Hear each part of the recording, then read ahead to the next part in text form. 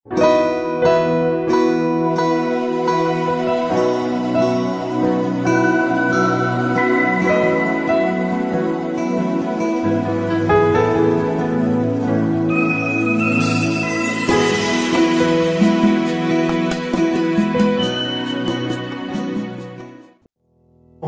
kembali di dalam program Sekolah Sahabat 5 Menit bersama Gemaka Menteng. Program ini dibuat untuk memastikan jantung kerohanian kita tetap berdetak.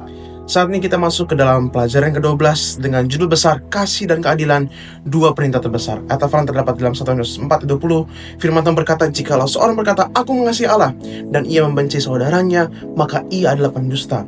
Karena barang siapa tidak mengasihi saudaranya yang dilihatnya, tidak mungkin mengasihi Allah yang tidak dilihatnya. Kasih kepada Allah dan sesama adalah dua perintah terbesar yang saling terkait. Mengasihi Allah berarti kita juga harus mengasihi sesama, dan kita harus memperjuangkan keadilan. Kasih sejati bukan hanya dengan kata-kata, tetapi dengan tindakan nyata. Ketika kita melihat penderitaan dan ketidakadilan, kita dipanggil untuk bertindak baik secara individu maupun bersama untuk membawa kasih dan keadilan Allah ke dunia ini. Sebagai umat Kristus, kita harus mencerminkan karakter Allah yang penuh kasih dan keadilan dalam kehidupan kita sehari-hari. Dua hukum yang terutama yang harus kita pahami adalah bagaimana Yesus mengajarkan dua perintah terbesar, yaitu mengasihi Allah dengan segenap hati, segenap jiwa, dan akal budi, serta mengasihi sesama manusia seperti diri sendiri dalam Matius 20 ayat 37-40. Kedua perintah ini merangkum seluruh hukum Taurat dan kitab para nabi. Kasih kepada Allah dan sesama tidak terpisahkan, dan mengasihi Allah secara otomatis mengarah kepada kasih kepada sesama. Kasih yang diminta Yesus bukan hanya dalam bentuk perasaan, tetapi juga tindakan yang menunjukkan pengorbanan dan prioritas kerajaan Allah di atas segala hal, termasuk harta dan status duniawi. Dan kita harus pahami juga bahwa ada juga dua dosa terbesar, yang adalah penyembahan berhala dan ketidakadilan.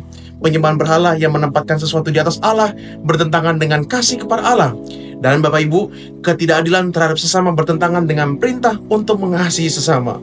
Alkitab mengajarkan bahwa kasih kepada Allah dan sesama tidak dapat dipisahkan. Balik lagi ke ayat yang inti kita, 1 Yohanes 4 ayat 20. Jika kita mengaku mengasihi Allah, tetapi tidak mengasihi sesama, kita berdusta. Dosa merusak hubungan kita dengan Tuhan dan orang lain. Dan kasih sejati tercermin dalam bagaimana kita memperlakukan sesama kita, terutama mereka yang tertindas.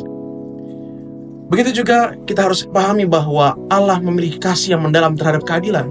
Ia membenci kejahatan dan penindasan, serta memerintahkan umatnya, yaitu kita, untuk membela yang tertindas dan melakukan keadilan. Kita harus baca Mazmur 82, dan keadilan dalam perspektif Allah bukan hanya sekedar memberikan hukuman yang adil, tetapi juga memperhatikan penderitaan orang lain dan melawan ketidakadilan. Umat Allah dipanggil untuk mencerminkan keadilannya dengan memperjuangkan hak-hak mereka yang lemah dan terpinggirkan. Kita juga harus melihat di dalam Alkitab, Yesus dan para nabi menekankan pentingnya keadilan dan menentang ketidakadilan. Yesaya 1:17 menyatakan bahwa umat Allah harus mencari keadilan, menolong yang tertindas, dan membela hak-hak orang miskin. Dalam Perjanjian Baru, Yesus menegur orang-orang Farisi karena mengabaikan keadilan, belas kasihan, dan iman. Kita bisa lihat dalam Matius 23 ayat 23. Keadilan bukan hanya masalah pribadi, tetapi juga tanggung jawab bersama dalam komunitas.